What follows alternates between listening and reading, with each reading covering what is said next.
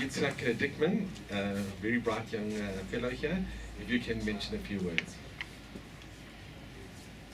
Thank you. So, what's your name again? Jake. Last name, I didn't know. Last name? Solomon, Professor Solomon. So Professor Solomon mentioned earlier that often almost always when there's pi, there's a circle hiding somewhere. One sec.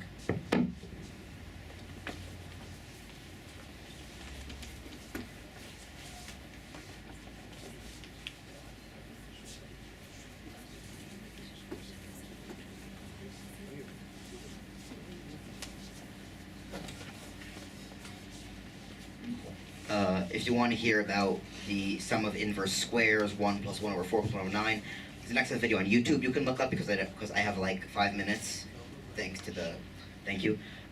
It's, just look up 3 blue, 1 brown basal problems, an excellent video. So I'm going to give a brief explanation of a different place where pi shows up unexpectedly and there's a circle hiding in it. Buffin's needle problem.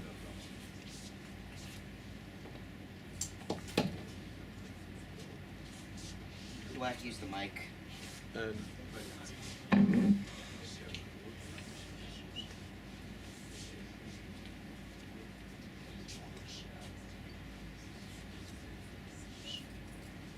So it's an interesting problem.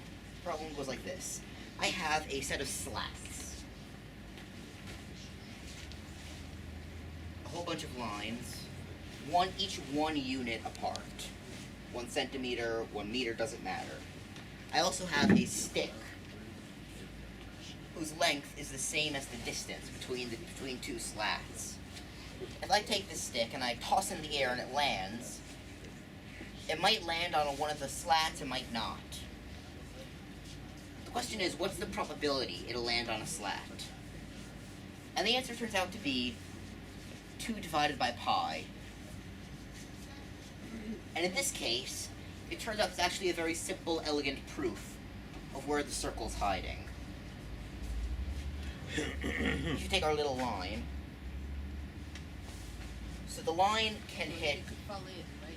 What? It could fall in, the width is such that it could fall in between the slats. It's exactly the same width. That's the distance between 2 slats. So, instead of looking at the probability it'll land on a slat, let's look instead at the average number of slats that dropping the stick it'll land on.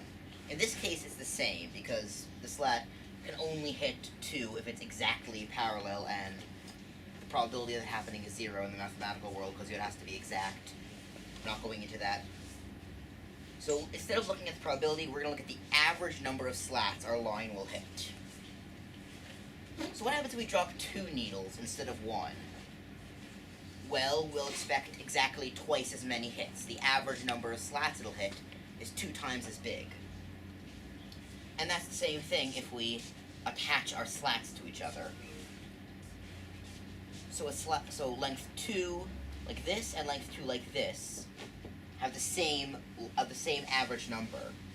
That means we can take our little stick and we can bend it into a triangle, a square, a pentagon.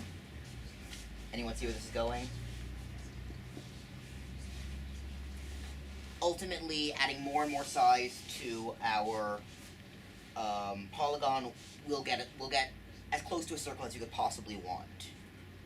And this circle, if we drop it, it'll always hit exactly 2 slats, either like this or like that.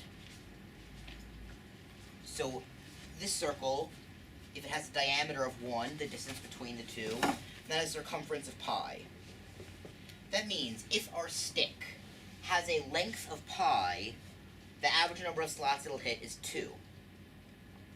So if our thing is 1, then we divide both sides by pi, and the average number of slats it'll hit is 2 over pi. Did I explain that well enough? You said you bent the stick, so the stick is no longer the length of the width. It is. I'm keeping the width the same. Here, each one is a third. Here, each one's a quarter. Here, each one's a fifth. So I'm always keeping the length. So then, if I have a stick of length pi, the average number of slats it'll hit is 2. That means if I have a stick of length 1, the average number of slats it'll hit is 2 divided by pi. Okay.